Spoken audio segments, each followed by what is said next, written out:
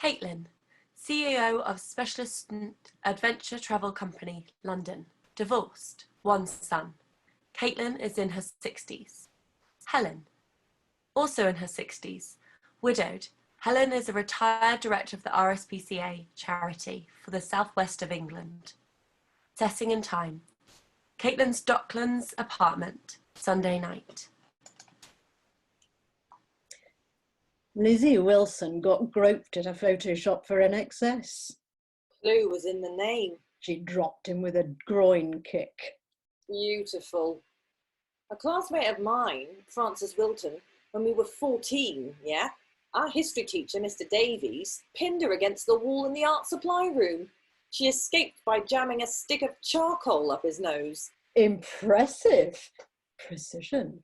And forceful. The charcoal caused a hemorrhage. He had to be taken to A&E. We had a supply teacher for the rest of the year. Mr. Davies never returned. Shame, because he was a cracking history teacher. Told us how his great-grandmother would spend Saturday mornings at Norwich Castle watching the hangings. Pass the dips, sweetie. You know, half the people in this country are still in favour of capital punishment. Surprised only half. When we had that mad cow epidemic in the 90s, remember? Vaguely. We couldn't eat roast dinners and there was simultaneous explosion of football hooliganism. Jermaine Greer recommended that we resolve these twin problems by eating the hooligans. All that prime young meat in lieu of infected cattle. Don't turn the other cheek. Eat the other cheek. Catchy. Is it always men? My experience, yes. Case in point, I was 7 months pregnant with Josie, waddling down Roebling Avenue in Williamsburg, and this car pulls over at the light. There's a pair of Hasidic men in the front and another younger one in the back seat. Didn't take much notice. Hasidim never speak to women. Then I realised that the driver was gesticulating at me, so I moved closer to see what he needed. Couldn't look me in the eye. How much for a blowjob? What the fuck? Right. There was this moment of utter disbelief and then knee-jerk reaction. I said, go fuck your mother. But it was the nastiest thing I could think of to offend them. And as they drove away, the little Hasid in the back seat kept looking at me like I was dirt, or less than dirt. I felt they'd insulted me and my baby.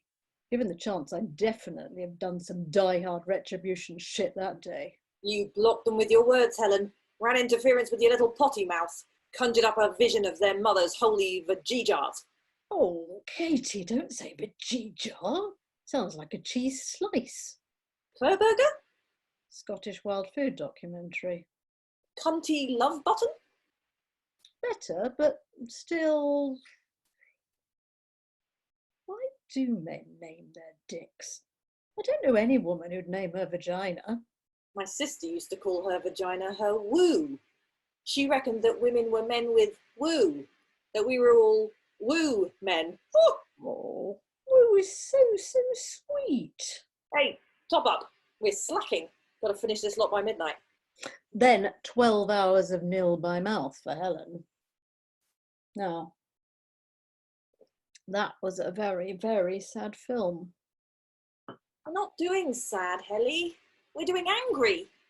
Drink up. Right. Oh, okay. Here's one for you. How come old French women feel empowered to unveil their bodies at the beach? Better weather. Granted. But British women past 60, 50 maybe, they've somehow learned that their bodies are unsightly. Les Anglaises. They swim in their twinset and pearl, nip. French may have better weather, but they don't have better bodies. And yet there they are in their 70s and 80s, those old French girls, mesdames décolletage, straps down, bronzing their enormous torsos at the shoreline like magnificent beings. I won't be going topless ever again. Helen, you don't know that. My chest will be terrifying. Is it too late to consider a reconstruction? Like a crime scene. Or a precious historical building damaged in war. They don't reconstruct in war zones. Too dangerous. What about a monument? Or a plaque? Now, I could see me wearing a plaque, like a Sambutu woman. It would be intricately beaded and bear the legend, "Here hung two slightly asymmetrical size 34 Bs, on temporary loan to the wearer." That'd have to be a very large plaque. Hard to coordinate outfits with that round your neck. At least the plaque would hang flat. Did I tell you about my Great Aunt Ruth's breasts? Not yet. Well, when Great Aunt Ruth was a teenager, she bound her breasts with muslin to ensure her dresses would fall smoothly from the collarbone in that flat-fronted flapper style of the 20s.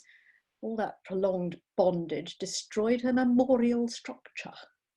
I like that. Memorial structure.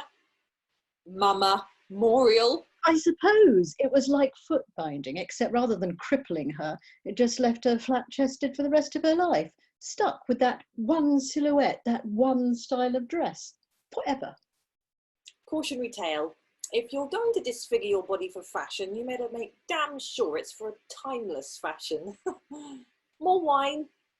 Nothing is timeless. We disfigure ourselves for nothing. Was it noticeable? I don't think so. We adored Great Aunt Ruth. The body didn't matter to us. She led a pretty blameless life.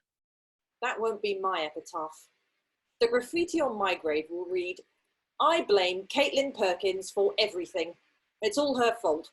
Who the hell would be defacing your grave? Mr. Davies? The history teacher? Yeah, I slept with him.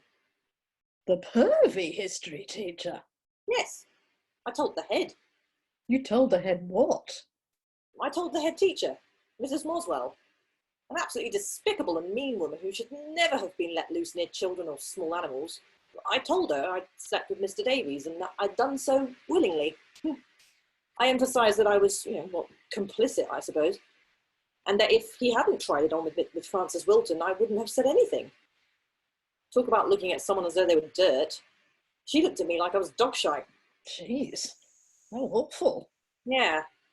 So much squit came down, Helen. So much freaking squit. My parents were called in and the police.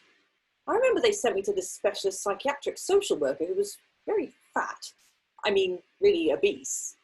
I couldn't look at her because at that time I had this phobia thing about fatness. And because I couldn't look at her in the eyes, she thought I was ashamed. But I wasn't. I loved having sex with Mr. Davies. We did it in the back of his car and in the countryside on a picnic blanket. He was careful, tender, and just so fucking sexy. It wasn't dirty and it didn't feel wrong. He helped me find my style. Can I say that? Is there a fucking style? Is that something? I don't know what I'm saying, Helen. How long did it last? About a month. I think he had a crush on me. I made him laugh. But to the police, my parents, the school, I was the victim of a sexual assault. The policeman who took my statement wanted to know all the details about his station wagon and the picnic blanket. I told him that there was cow parsley, poppies and flowers in the fields that June. He thought I was having a nervous breakdown. What happened to him? Nothing. I suppose they fired him. But nothing happened.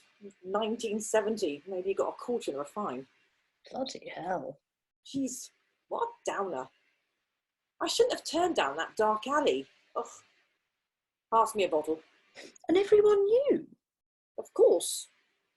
The rest of my school years was spent honing myself into a freaking fierce force of nature. You have fierce down, Katie. Thank you. I do. I mean, it helped keep me detached. I didn't miss anything.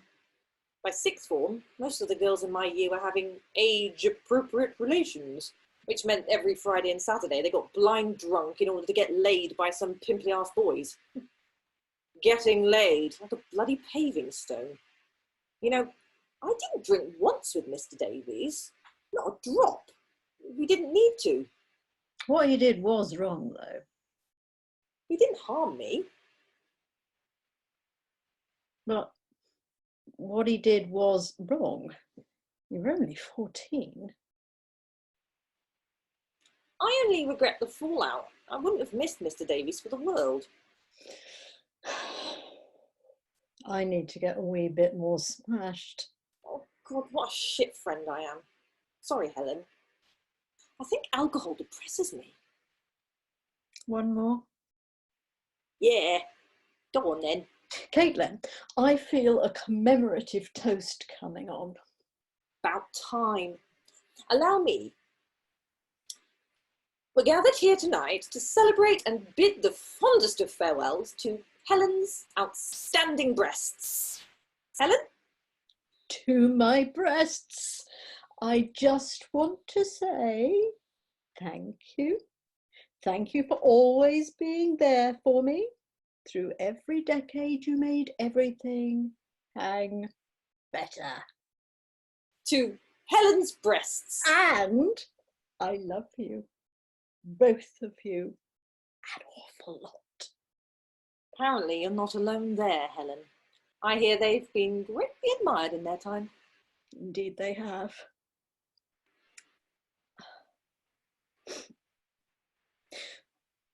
Did I tell you about the time Russell Crowe made me and my breasts breakfast in bed? If you're referring to that fuckwit Russell Crowe, the Aussie actor who said all actresses should be age appropriate, then yes, you did. How was it? Quite nice. Avocado, eggs, toast and orange juice. And the shag? Well, can't remember the shag. Top points for the breakfast though. Eh?